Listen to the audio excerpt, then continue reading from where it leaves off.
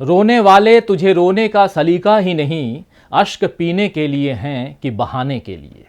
नमस्कार, मैं हूं राजीव और आप देख रहे हैं घूमता हुआ आईना। मोदी सरकार ने सभी बड़ी सोशल मीडिया कंपनियों को तुरंत अपने प्लेटफॉर्म से ऐसे कंटेंट और पोस्ट को हटाने के लिए कहा है जिसमें कोरोना की दूसरी लहर को भारतीय वेरिएंट यानी इंडियन वेरिएंट लिखा गया हो या इससे जोड़कर बताया गया हो। शुक्रवार को आईटी मंत्रालय ने एक नोटिस जारी किया है जिसमें कहा गया है कि एक गलत बयान सोशल मीडिया पर प्रसारित किया जा रहा है जिसका अर्थ है कि कोरोना वायरस का एक भारतीय वेरिएंट पूरे देश में फैल रहा है।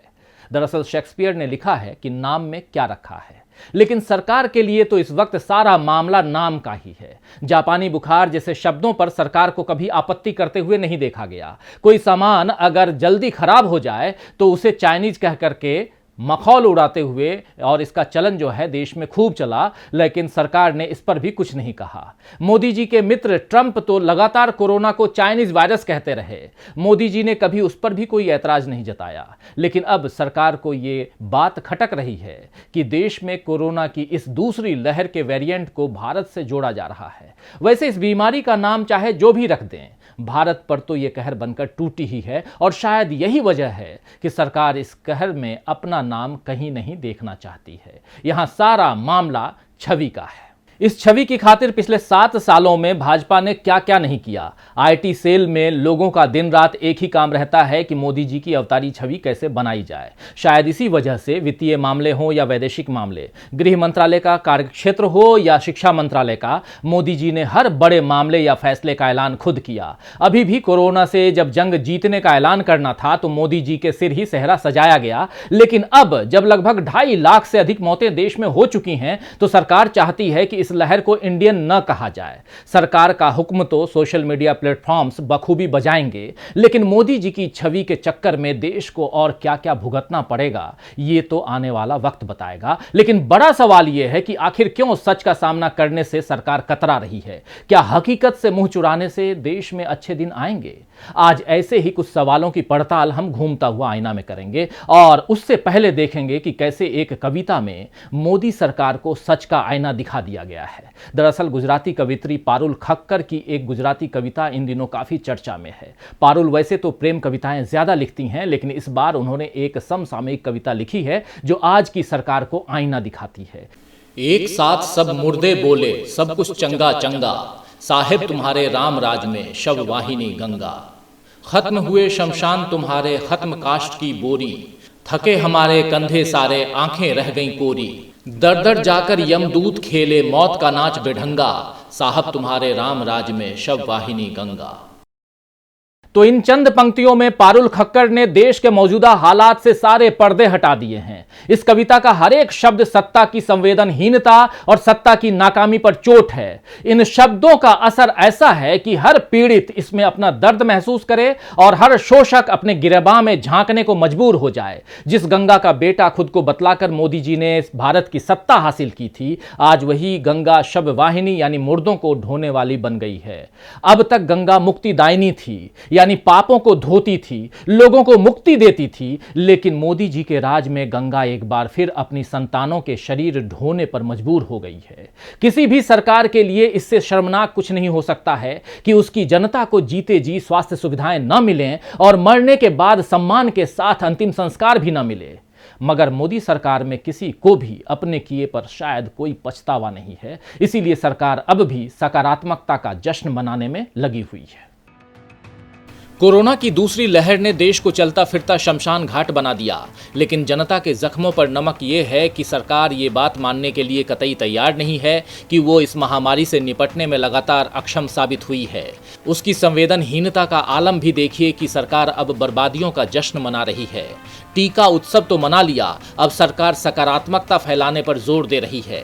30 मई को पीएम नरेंद्र मोदी मन की बात करेंगे, शायद उसमें वे सकारात्मकता का जश्न मनाने का आह्वान करते नजर आ जाएं और कुछ ऐसे किस्से देश को सुनाएं जिसमें लोगों ने कोरोना का डटकर सामना किया। इससे पहले आरएसएस के कोविड रिस्पांस समूह ने 11 से 15 मई तक पॉजिटिविटी अनलिमिटेड हम जीतेंगे शीर्षक से एक ऑनलाइन व्याख्यान माला का आयोजन किया था। इस व्याख्यान माला का समापन करते हुए आरएसएस के मुखिया मोहन भागवत ने कहा था, कोरोना से जिन लोगों की मौत हुई है वे एक तरह से मुक्त हो गए हैं। जो चले गए हैं उनके लिए तो अब कुछ किया नहीं जा सकता। परिस्थिति कठिन है, लेकिन हमें निराश नहीं होना है और अपने मन को नेगेटिव नहीं होने देना है।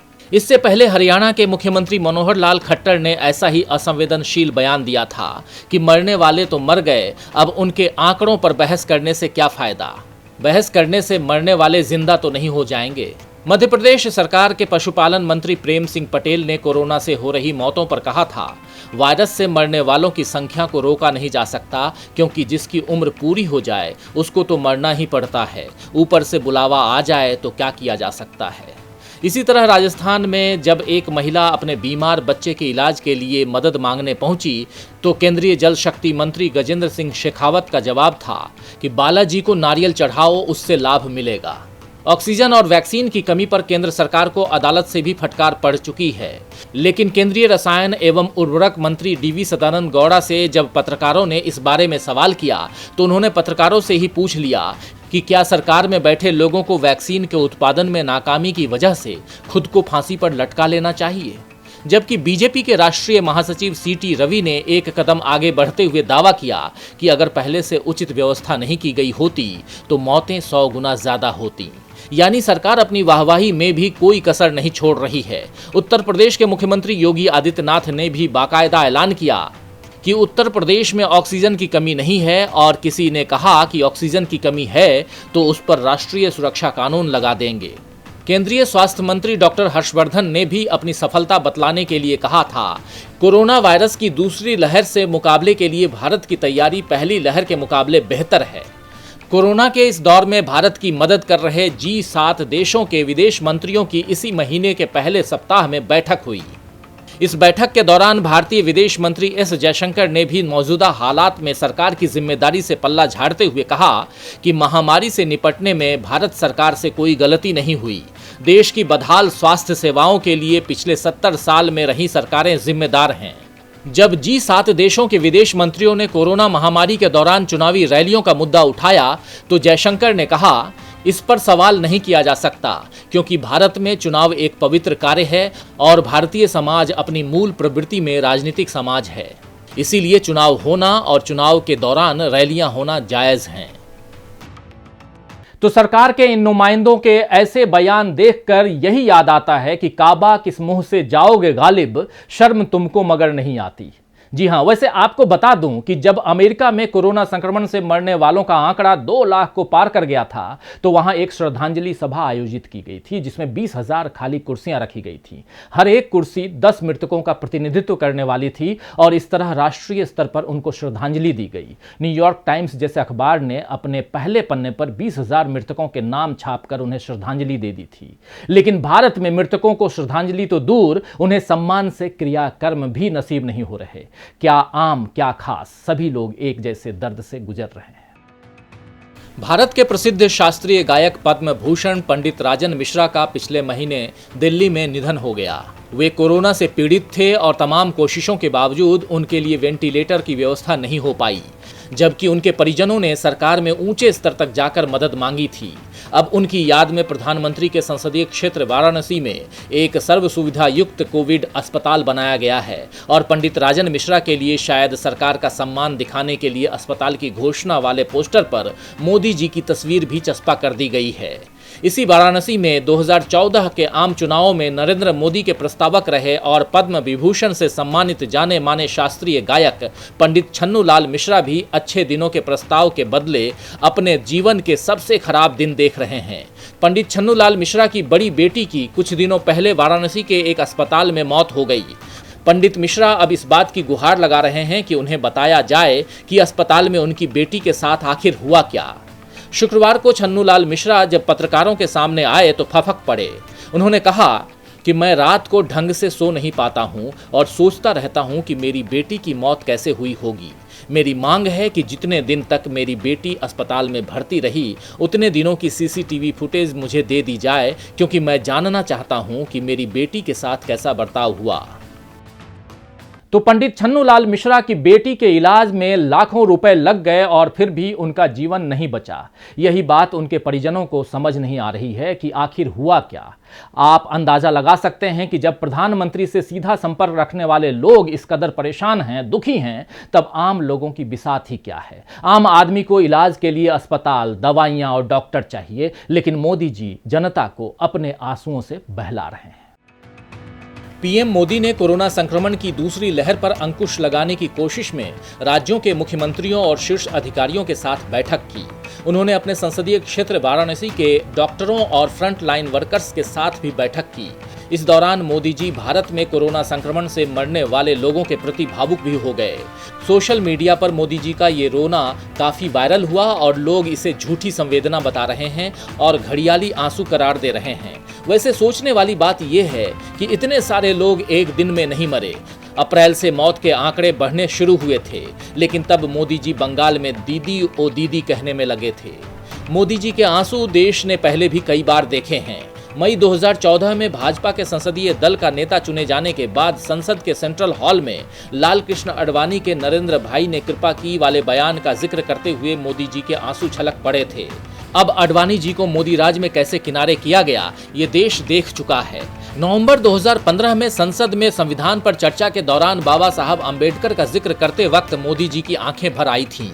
अब भाजपा संविधान को उलटने पलटने में लगी है। जनवरी 2016 में बाबा साहेब भीमराव अंबेडकर यूनिवर्सिटी की दीक्षांत समारोह के दौरान छात्र रोहित वेमुला की मौत का जिक्र करते वक्त भी मोदी भावुक हो गए थे, लेकिन रोहित वेमुला को न्याय अब तक नहीं मिला। 8 नवंबर 2016 को नोटबंदी के बाद पहली बार 13 नवंबर को गोवा में भाषण देते हुए बोले, मैंने घर परिवार सब देश के लिए छोड़ दिया। तब भी मोदी जी की आंख में आंसू आए थे और नोटबंदी से पीड़ित लोग अब भी रो रहे हैं। 7 मार्च 2020 को जन औषधि दिवस पर वीडियो कॉन्फ्रेंसिंग में जन औषधि केंद्रों से मिले फायदे का जिक्र करते हुए एक महिला ने कहा, मैंने ईश्वर को तो नहीं देखा, लेकिन मोदी जी मैंने आपको देखा है। एक महिला की ये बात सुनकर पीएम मोदी भावुक हो गए थे। लेकिन जन औषधि केंद्रों का क्या फायदा आज जनता को मिल रहा है, ये बड़ा सवाल है। तो कहा जा सकता है कि मोदी जी के आंसुओं से जनता का दर्द कम नहीं हो सका, बल्कि खारे पानी की तरह उनके आंसू जनता के जख्मों की जलन और बढ़ा देते हैं। बेहतर होता कि आंसू बहाने की जगह मोदी जी कुछ काम करते, लेकिन जैसा कि उनके ही दल के सांसद सुब्रमण्यम स्वामी ने ट्वीट किया है कि साल 2016 के बाद किसी ने भी देश की गिर रही अर्थव्यवस्था की जिम्मेदारी नहीं ली, ना ही किसी ने 1993 में एलएसी को लेकर हुए समझौते का उल्लंघन होने से रोकने और भारतीय सीमा में चीन द्वारा घेराव किए जाने से रोक पाने में नाकाम रहने की जिम्मेदारी ली है। ना ही किसी ने कोरोना संक्रमण के दूसरी लहर से निपटने के लिए बनाई जाने वाली बचाव योजनाएं तैयार नहीं की जाने की जिम्मेदारी ली है। स्वामी के इस ट्वीट में लिखी बातें खारिज नहीं की जा सकती हैं। देश में बीमारी के कारण ही नहीं, बल्कि बिगड़ती अर्थव्यवस्था के कारण भी हालात बिगड़े हैं। जरा इस रिपोर्ट को देखिए। भारत के पड़ोसी देश बांग्लादेश में कोरोना के बावजूद प्रति व्यक्ति आय बढ़ी है। वित्तीय वर्ष 2020-21 के लिए बांग्लादेश में प्रति व्यक्ति आय को $2,227 घोषित किया गया है, जबकि भारत की प्रति व्यक्ति आय $1947.41 ही है। भारत में आम आदमी की आय ही नहीं घटी, बल्कि उसके रोजगार के अवसर भी घटे हैं, लेकिन उद्योगपतियों की दौलत में इजाफा जारी है।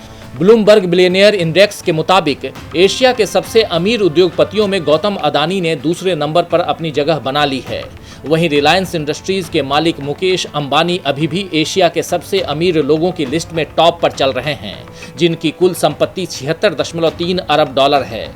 वैसे जनवरी से लेकर अब तक गौतम अडानी की संपत्ति में $32.7 अरब का इजाफा हो चुका है। इस वक्त गौतम अडानी की कुल संपत्ति $66.5 अरब हो चुकी है। जिस रफ्तार से गौतम अडानी की संपत्ति बढ़ रही है, माना जा रहा है कि जल्द ही वो मुकेश अंबानी को पीछे छोड़कर एशिया के सबसे अमीर शख्स बन जाएंगे। तो सोचने वाली बात यह है कि हम कैसे वक्त में पहुंच गए हैं। दो उद्योगपतियों में होड़ है कि इस आपदा में कौन अमीर बनने के अवसर को भुनाता है, और आम आदमी इसी जद्दोजहद में है कि कैसे जिंदा रहने के लिए एक और दिन संघर्ष किया जाए, कैसे खुद को और अपने परिजनों को बचाया जाए। बच जाएं तो 2 वक्त की रोटी के लिए कैसे कमाई की जाए। जीने के अधिकार, रोटी, कपड़ा, मकान के अधिकार को पूरा करने की जिम्मेदारी तो सरकार की है, लेकिन सरकार इस वक्त अपनी गलतियां छिपाने और चेहरा चमकाने की कोशिश में लगी है। खैर, शायर बेकल उत्साही ने ठीक ही फरमाया है कि उलझ रहे हैं बहुत लोग मेरी शोहरत से, उलझ रहे हैं बहुत लोग मेरी शोहरत से, किसी को यूं तो कोई मुझसे इख्तिलाफ न था। तो आज के लिए बस इतना ही, फिर मिलेंगे खबरों के नए आईने के साथ। तब तक देखते रहिए डीवी लाइव। नमस्कार।